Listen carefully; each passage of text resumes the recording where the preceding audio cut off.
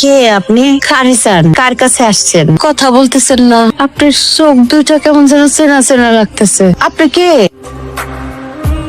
আমার মেয়ে, আমার কলেজের টুকরো, আমার ঘরের লক্ষ্মী। সারপ্রাইজ! আই তোমরা কে কোথায় আছো? দেখো কে চলে আসছে। এই দেখ কেন আইছে। কেমন আছিস ভাই? আমরা সবাই ভালো আছি। তাই এটা ধর। আরে আস্তে আস্তে এরা তো সে আগের মতোই দুষ্ট হয়ে গেছে। আরে মা, তোর স্নেহ পায়া এরা নিজেদেরকে পাল্টাইতে পারে নাই। তুই ওদের আচরণে কিছু মনে করিস না। কি মনে করব? তোমাদের জন্যই তো সব কষ্ট করি আমি, তাই না? ওদের সুখ দেখলে তো আমারই ভালো লাগে। তুই মনে হয় খালি খাটোস, নিজের দিকে ফিরে তাকাস না। তুই শুকাই গেছিস গা, মানুষের জন্য অনেক খাটছস, অনেক চিন্তা করছস, এবার নিজের দিকে ফিরে চা, নিজের কথা ভাব। আসতে না আসতে এসব কেন বলতেছো মা? এই দুনিয়াটা অনেক স্বার্থপর, তোর নিজের কথা আর কেউই ভাববো না। মনের কথা অনেকজন আছে মা। সারা রাত্র মা মেয়ে দুজনে মিলে গল্প করে। চল সবার জন্য উপহার নিয়ে আসছি, চিন্তার কোনো কারণ নেই। এত বছর পর আসছি, খালি হাতে আসছে নাকি? এক এক করে সবাইকে দিয়ে দিব। আপু আমাদের কিছু দরকার নেই, আপনি আসছেন তাতেই আমরা খুশি। হ্যাঁ, আমাগো বোন আমাগো মাঝে ফিরাইছে, এর চাইতে খুশির খবর আর কি হইতে পারে? বোন, তোমার কোনো কিছু দোয়া লাগবে না, তুমি যে আমার গ্রুপের কাছে আইছো এতে আমরা অনেক খুশি। ঠিক আছে, এত কথা বলতে হবে না। সবার জন্য উপহার যা যা আনছি আমি সময় মতো এক এক করে সবাইকে পৌঁছাই দিব। হ্যাঁ, আরে তুই যার যার জন্য যা কিছু আনছস ওইগুলি দিয়া তাড়াতাড়ি ফ্রি ও মা। আমি খালি আমার মেয়ের সাথে কয়টা কথা বলতে চাই, এত বছরের জমানো কথা। আরে আমার মেয়েটা কত বছর পরে আয়সা নিজের বাড়িতে খাইতে বসছে, আমি একটা লোকমা খাওয়াই দিই। এই একটা জিনিস বিদেশের মাটিতে অনেক মিস করছি মা। আপু কবে বিদেশ যাইবা? মানে কইতেছিলাম কয়দিনের ছুটিতে আসছো? কি বলো তুমি এগুলা? আপু তো আজকেই আসলো, আর এর মধ্যে যাওয়ার কথা বলতেছো? আজকে হোক আর 10 দিন পরে হোক, আপু তো যাবে, চিন্তা করার কি আছে? আমার মেয়েটা আসতে না আসতে ওর যাওয়ার কথা উঠলো কেন? আর তুই কেন বললি মাত্র 10 দিন থাকবে? মাত্র আসলো মেয়েটা, না গেলে কি দরজা ও সারা জীবনে আর গেল না, তাতে কি হলো? গেল না মানে?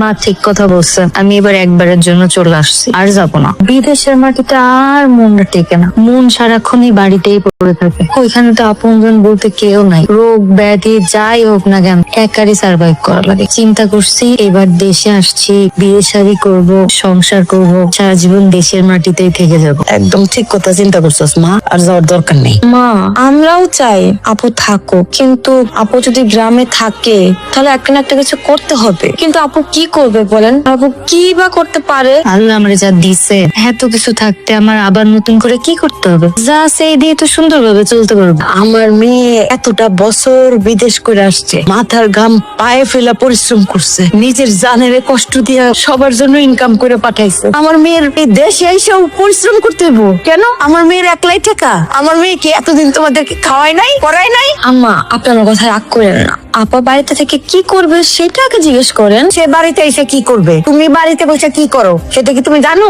তুমি যা করো সে তাই করবে। তুমি যেমন সংসার করতেছো, পায়ের উপরে পা তুলে খাইতেছো, সে তাই করবে। মা থামো না, আমি গরিব হোক বড় লোক হোক একজন ভদ্রলোক দেখে বিয়ে করব। আমার ছোট্ট একটা সংসার হবে, আমি আমার সংসারটা আমার মনের মতো করে সাজাব। তুমি যেরকম সুন্দরভাবে সংসার করতে পারতেছো সবাইকে নিয়ে, আমারও তো ইচ্ছা হয় আমার একটা এরকম সংসার হোক। আরে ভাবি, তুমি এসব কথা এখন না বললেও পারতে। কেমন সংসার করতে গেলে অনেক টাকা পয়সার দরকার হয়, আর সেই টাকা পয়সা আপু কোথায় পাবে? তাই আমি বলি কি, আপু আর কয়েকটা বছর বিদেশ থেকে আসো, তারপর আমরা সবাই পরিপূর্ণ হয়ে যাব, আর আপু শান্তিতে সংসার করে খেতে পারবে। তাহলে আমি যে এত বছর তোমাদের দিছি সেগুলো কোথায়? মাসুম, তুই চুপ করে আছিস কেন? আমার সেই টাকা পয়সা গুলো কোথায়? আপু আই তুমি চুপ করো, আমি কথা বলতেছি না, চুপ করে থাকো। বৌমা, তুমি মনে হয় ভুলে যাইতেছো যে তুমি কার সামনে বসে কথা বলতেছো। তোমার স্বামীর কাছে কত কত টাকা দিছে এটা তোমার স্বামীরে জিজ্ঞাসা করো। এত বছর পর এসে যে এরকম অশান্তি প্রথম দিনই পাবো এটা তো চিন্তাই করিনি। আমি অবাক হয়ে গেলাম, আমার মেয়ের কলিজাটা তোরা খান খান করে দিলি। খা তোরা, শান্তি মতো খা। মা, মা তুমি কি কিছু বুঝতে পারছ? কি বললো ওরা এগুলো? তুই কয়টা দিন একটু শান্তিতে শ্বাস নি, আমি সবকিছু তো ঠিক করতেছে, আর আমি সবকিছু বুঝে ফেলছি মা।